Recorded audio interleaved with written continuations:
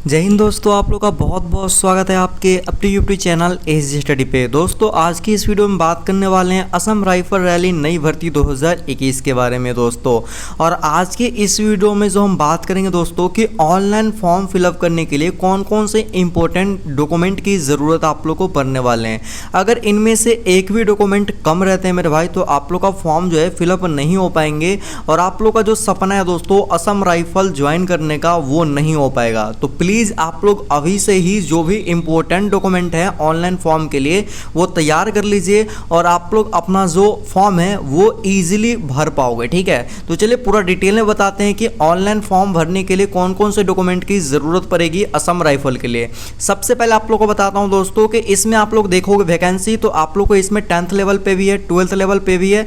तो आप लोग जो भी मतलब कि एजुकेशन जो सर्टिफिकेट होगा आप लोग को 10th का होगा या 12th का होगा, जो भी पास हो गए उस लेवल को देखकर भर लेना। जैसे कि आप बात करते हैं जैसे कि 10th पे हो गए ट्रेडमैन वाले, जैसे कि सफाई हो गया, बहुत सारे उसमें आ जाते हैं, कुक का आ जाता है बहुत सारा। तो आप लोग ट्रेडमैन के भरते हो तो समझ जाओ कि 10th के आप लोग को मार्कशीट की जरूरत पड़ेगी। तो सबसे पहला जो आप लोग को डॉक्यूमेंट लगेगा ऑनलाइन फॉर्म फिलअप करने के लिए दोस्तों वो लगेंगे 10th के मार्कशीट लगने वाले हैं। सबसे पहले आप लोग ध्यान रखिएगा और कॉपी पे नोट कर लीजिएगा। ठीक है, तो पहला तो 10th का मार्कशीट लगेगा। अगर कलर का फॉर्म फिलअप करना चाहते हो तो आप लोग का 12th का भी मार्कशीट लगने वाला है। तो आप लोग जो भी जिस लेवल पे फॉर्म फिलअप करना चाहते हो उस चीज़ का आप लोग क्या कर लेना मेरे भाई, आप लोग डॉक्यूमेंट को रेडी रखना। ठीक है, तो 12th का आप लोग को सर्टिफिकेट लगने वाले हैं। ठीक है, उसके बाद दोस्तों बात करते हैं जो डिप्लोमा कर रखे हो। ठीक है, तो डिप्लोमा का आपके पास सर्टिफिकेट होना चाहिए, तो आप लोग को डिप्लोमा की सर्टिफिकेट लगने वाले हैं। ठीक है, डिप्लोमा का सर्टिफिकेट लगेगा। ठीक है, उसके बाद दोस्तों आगे बात करते हैं जो ITI अगर मांगता है। ठीक है, जिस चीज़ में जैसे कि बहुत सारे उसमें फॉर्म है जिसमें आप लोग जैसे कि हो गया मैकेनिकल का, इलेक्ट्रीशियन का, तो उसमें आप लोग को ITI की ज़रूरत पड़ेगी। तो वहाँ पे ITI मांगते हैं, तो जिनको अगर उस मतलब कि पद के लिए अगर मतलब कि फॉर्म फिलअप करना है तो उनको ITI की सर्टिफिकेट भी देना पड़ेगा। तो जो ITI के सर्टिफिकेट जिनके पास है वो ITI के सर्टिफिकेट को भी ज़रूर दें। ठीक है, तो इतना चीज़ लगेगा। सबसे पहले समझ जाइए कि 10th का मतलब मार्कशीट होना चाहिए, 12th का मार्कशीट होना चाहिए, डिप्लोमा आप लोग के पास होना चाहिए भाई, और ITI। अब देखो कि जो 10th लेवल पे भर रहे हैं उनको डिप्लोमा की ज़रूरत नहीं पड़ेगी, ITI की ज़रूरत नहीं पड़ेगी, ये सब। ठीक है ना, इस बात को आप लोग ध्यान में रखिएगा। ठीक है,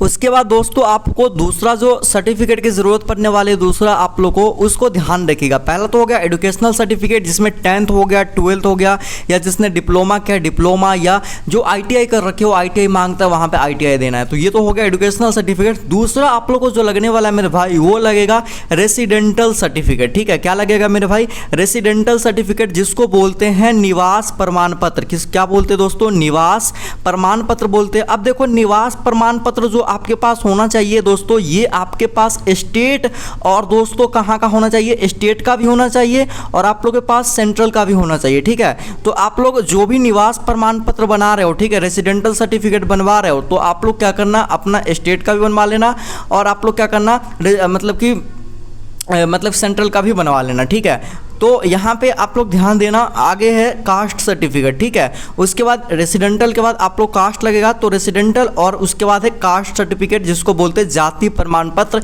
यह होना चाहिए राज्य का भी और सेंट्रल का भी। अब ऐसा मैं क्यों बोल रहा हूँ आप लोग यहाँ पर ध्यान दीजिएगा। असम राइफल की जो भर्ती है ये कोई स्टेट की भर्ती नहीं है दोस्तों, ये सेंट्रल गवर्नमेंट की भर्ती है। तो यहाँ पर कास्ट के भी लगेंगे और दोस्तों क्या लगेंगे आप लोग को यहाँ पे लगने वाले हैं दोस्तों मतलब कि स्टेट के भी। ठीक है, तो दोनों का बनवा लेना आप लोग के लिए बेहतर रहेगा। ठीक है, तो रेसिडेंटल सर्टिफिकेट, कास्ट सर्टिफिकेट, और वो भी 6 महीने अंदर का होना चाहिए।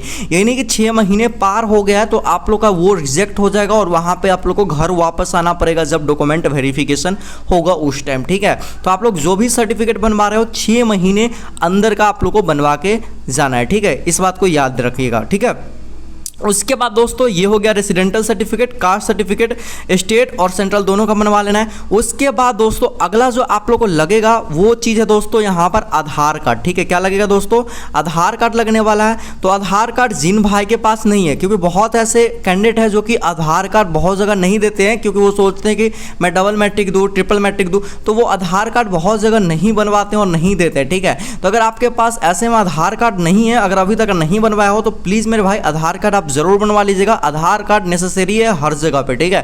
तो आप लोग को आधार कार्ड लगने वाला है। उसके बाद दोस्तों हम बात करते हैं, आप लोग को आगे जो लगेगा वो लगेगा 2 ईयर का एक्सपीरियंस सर्टिफिकेट, जो भी चीज़ के लिए आप फॉर्म अप्लाई कर रहे हो, ठीक है। 2 ईयर का आप लोग को लगने वाला है दोस्तों क्या चीज़, एक्सपीरियंस सर्टिफिकेट। ये दोस्तों अब बोलोगे कि फॉर्म फिलअप करते समय आप लोग को ये एक्सपीरियंस सर्टिफिकेट नहीं लिया जाएगा, लेकिन जब आप लोग PFT देने जाओगे, ठीक है, जहां पर रनिंग होगा, फिजिकल होगा, उस टाइम आप लोग को ये खोजा जाएगा, ठीक है।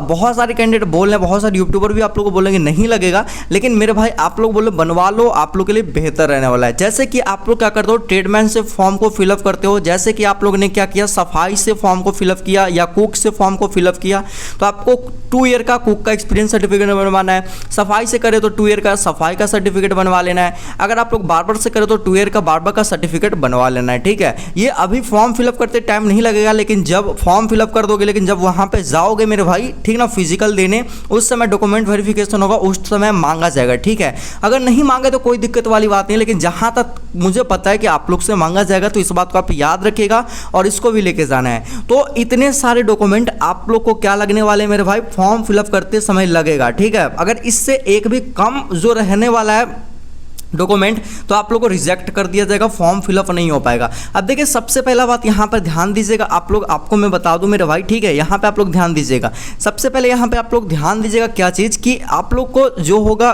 10th का मार्कशीट हो गया, उसके बाद हो गया दोस्तों क्या चीज़, रेसिडेंटल सर्टिफिकेट हो गया, फिर कास्ट सर्टिफिकेट हो गया, ठीक है, उसके बाद आधार कार्ड हो गया, ठीक है। तो इन सभी में, ठीक है ना, इन सभी में आप लोग का जो नाम हो गया, ठीक है, नाम हो गया, फिर माता का नाम हो गया, ठीक है, फिर पिता का नाम हो गया, ये सब के सब दोस्तों बिल्कुल एकदम सही होना चाहिए। और साथ ही साथ डेट ऑफ बर्थ, ठीक है, डेट ऑफ बर्थ, ये सब के सब आपके पास क्या होना चाहिए दोस्तों, बिल्कुल एकदम सही होना चाहिए। अगर इसमें से अगर कोई भी सही है, कोई में गलत है, कोई में सही है, कोई में गलत है, तो आप लोग को रिजेक्ट कर दिया जाएगा, ठीक है। इस बात को आप याद रखिएगा और आप लोग को घर वापस आना पड़ सकता है। तो जो भी चीज़ अगर आप लोग करवा रहे हो तो सब कुछ एकदम सही होना चाहिए, नाम, माता का नाम, पिता का नाम और डेट ऑफ बर्थ। इस बात को आप लोग याद रखिएगा मेरे भाई, ठीक है ना। तो इतना चीज़ आप लोग एकदम कन्फर्म करवा लो, ठीक है। इतना चीज़ कन्फर्म हो गया, समझ जाओ आप लोग का फॉर्म फिलअप हो जाएगा और कोई दिक्कत आगे नहीं होने वाला है डॉक्यूमेंट वेरिफिकेशन में, ठीक है। तो फॉर्म फिलअप करते जाओ साइबर कैफे में, तो आप लोग 10th के जो मार्कशीट होंगे उससे फॉर्म को फिलअप करवा लेना। उसके बाद बाकी बात सब कुछ वही चीज़ से करवाना, अपना नाम, डेट ऑफ बर्थ, माता का नाम, पिता का नाम, सब कुछ एकदम वही होना चाहिए। रेसिडेंटल में या हो गया आप लोग का कास्ट सर्टिफिकेट, उसमें भी बिल्कुल सही होना चाहिए। इस बात को आप लोग याद रखिएगा मेरे भाई, ठीक ना। तो इतना चीज़ आप लोग को लगने वाले हैं, तो इतना चीज़ आप लोग अभी से ही बनवा के रख लो, क्योंकि आपके पास बहुत ही कम टाइम बचेगा। जैसे कि अंतिम में बहुत बंदे फॉर्म फिलअप करने जाते तो उनके पास रेसिडेंटल सर्टिफिकेट सबसे ज़्यादा और जो कास्ट सर्टिफिकेट होते हैं ना, यही नहीं होते, क्योंकि इसे बनने में कम से कम दोस्तों 7 से 10 दिन का टाइम लेता है हर स्टेट में, ठीक है। और ये आपको 6 महीने का अंदर चाहिए तो चाहिए, 6 महीने का बाद का होगा भाई रिजेक्ट हो जाएगा फॉर्म, इस बात को याद रखिएगा, ठीक है। तो रेसिडेंटल सर्टिफिकेट, कास्ट सर्टिफिकेट आप लोग बनवा लेना, दोनों होना चाहिए, स्टेट और सेंट्रल दोनों का बनवा लेना। इस बात को आप लोग याद में रख लीजिएगा, ठीक है। और अभी आप लोग का हो जाएगा फॉर्म फिलअप 11 सितंबर से होगा और 25 मतलब अक्टूबर तक चलेगा फॉर्म फिलअप, ठीक है। तो आपके पास अच्छा टाइम है, अभी से आप बनवा के ये सब रख सकते हो और आराम से फॉर्म को मतलब कि क्या कर सकते हो मेरे भाई, मतलब फिलअप कर सकते हो। तो प्लीज आप लोग इस वीडियो को अधिक लोगों तक जरूर शेयर कीजिएगा, जिससे कि वो भी लोग क्या करेंगे, ये सारे डॉक्यूमेंट को अभी से बनाकर तैयार रखेंगे और उनको भी फॉर्म फिलअप होने में कोई दिक्कत नहीं होगा और वो भी आराम से असम राइफल की फॉर्म को फिलअप करेंगे। बाकी बात कैसे फॉर्म फिलअप करना है मोबाइल से, वो सारा जानकारी कल आप लोग को मिल जाएगा वीडियो में। तो वीडियो पे तो चैनल पे नया हो तो चैनल को सब्सक्राइब करके साथ ही साथ बेल आइकन को प्रेस करके ऑल पे क्लिक कर लेना और टेलीग्राम चैनल को ज्वाइन करना बिल्कुल मत भूलना। हर अपडेट, हर नोटिफिकेशन आपको सबसे पहले मिल जाता है। लिंक डिस्क्रिप्शन में या SG स्टडी सर्च कर लेना टेलीग्राम पे और जाके ज्वाइन हो जाना। साथ ही साथ सेकंड चैनल को भी जरूर सब्सक्राइब कर लेना, उसका भी लिंक डिस्क्रिप्शन बॉक्स में दे रखा हूं दोस्तों। मिलते हैं हम एक और वीडियो में दोस्तों, तब तक के लिए जय हिंद, वंदे मातरम।